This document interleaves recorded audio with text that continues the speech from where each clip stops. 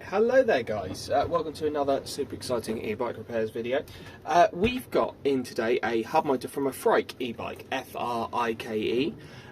It's sort of an Amazon bike. It's not particularly incredible, but it's perfectly functional. Unfortunately, the wheel did spin in the dropouts, and this has happened, so the customer wants the cable to be replaced. Understandably. I thought we'd pop it open together and have a little look. I apologise for the super weird camera angle you're going to be having, but I can't fit it underneath the tripod, so just suffer with me. Right, we've got a Posi 2. 1, 2, 3, 4, 5, 6 Posi 2 screws around the outside. They're going to look a little bit like that.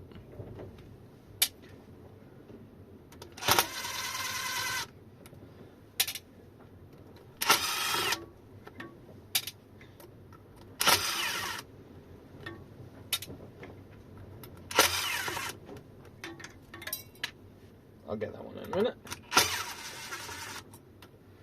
And there's 6. And the usual way that I do these things is to pop the whole motor out. So we'll loosen these bolts off. So on this one we've got a large axle nut. We've got our tab washer, which is this little guy here with the tab. And that looks like that. That looks like it on that side. And then on this side, we've got a large axle nut. Oh my, that's quite attached. Gonna need that. It's been crushed into it. There we go. So large axle nut and a tab washer on that side. Looks like there's nothing else. Whether there should be anything else or not, I don't know. So, to release the motor, it comes out that way. I'm going to line the axle nut up with the end of the axle so we don't mushroom anything over. Give it a good couple taps. And we've now got separation on this side, which is awesome.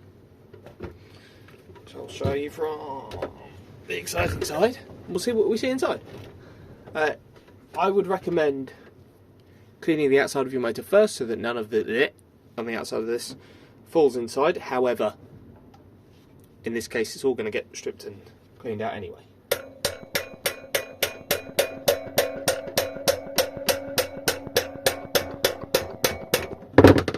Right, that tapped out as far as it can go, so I'm going to remove the nut and tab washer.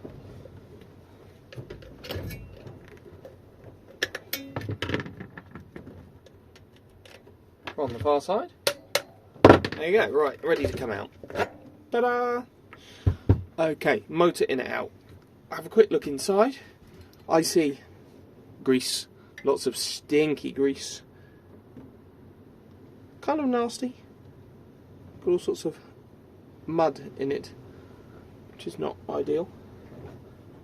It looks like mud anyway. It probably isn't, it's probably just old dried grease, but it's full of these like see if I can scoop some up at the end of this. Doesn't look like happy grease, does it? But I will all get cleaned out anyway, it doesn't matter.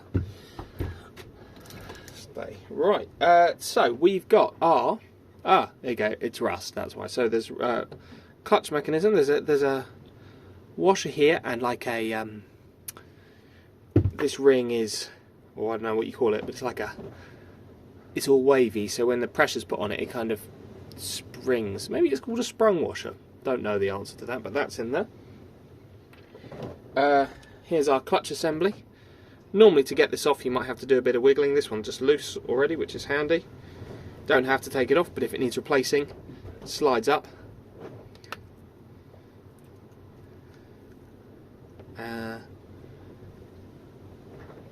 Lost my cloth. Okay, I found it. Right,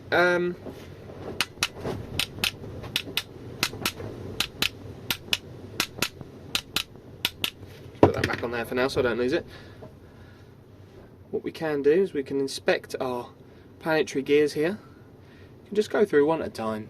check the teeth by just spinning the motor round. This one's not got any damaged teeth, which is awesome, at least on a very quick inspection,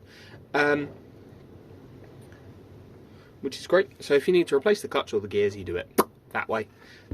Got other videos on how to do that. What we want to get to is behind this side cover here, so pop that off.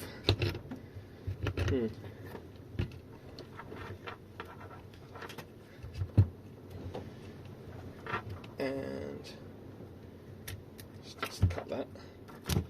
That's stopping us, getting in our way. Right, so the axle nuts can come this way, side cover can come this way, can all come off together.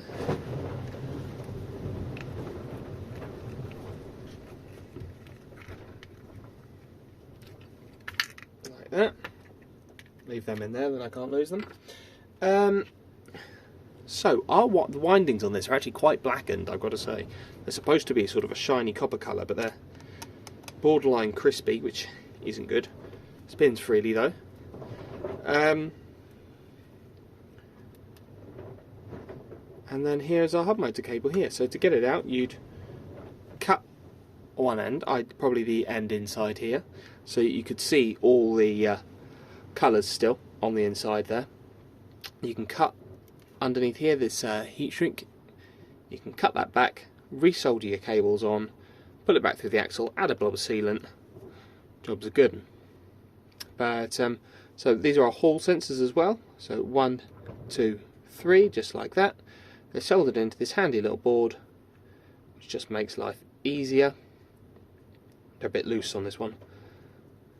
I shouldn't really be able to pull them out, they should be secured in place. So only one of them's still secured, the others are loose. Might be part of the issue.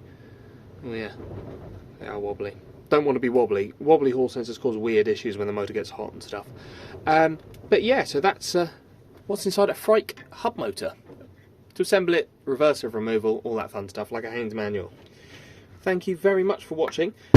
Like, share, comment, subscribe, all the, you know what people on YouTube tell you to do. If you've got any people that are interested, have a FRIKE bike with the same problem, maybe this video will help them.